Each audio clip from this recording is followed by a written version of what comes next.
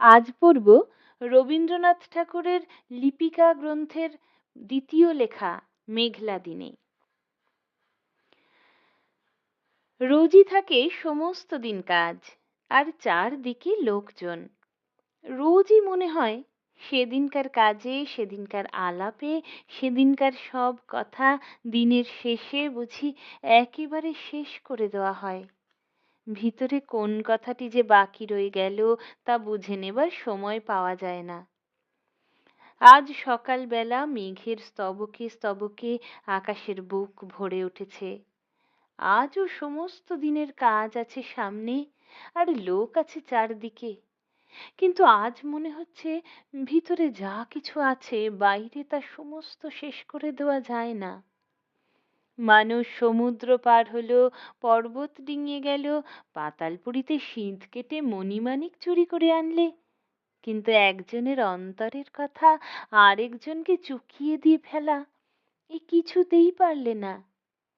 আজ মেঘলা দিনের সকালে সেই আমার বন্দি কথাটা মনের মধ্যে পাখা ঝাপটে মরছে। ভিতরের মানুষ বলছে, আমার চিরদিনের সেই আরেকজনটি কোথায়, যে আমার হৃদয়ের শ্রাবণ মেঘকে ফতুর করে তার সকল বৃষ্টি কেড়ে নেবে। আজ মেঘলা দিনের সকালে শুনতে পাচ্ছি সেই ভিতরের কথাটা কেবলই বন্ধ দরজার শিকল নাড়ছে। ভাবছি কি করি, কে আছে যার ডাকে কাজের বেড়া ডিঙিয়ে এখনই আমার বাণী সুরের প্রদীপ হাতে বিশ্বের অভিসারে বেরিয়ে পড়বে। কে আছে যার চোখের একটি ইশারায় আমার সব ছড়ানো ব্যথা এক মুহূর্তে এক আনন্দে গাঁথা হবে, এক আলোতে জ্বলে উঠবে।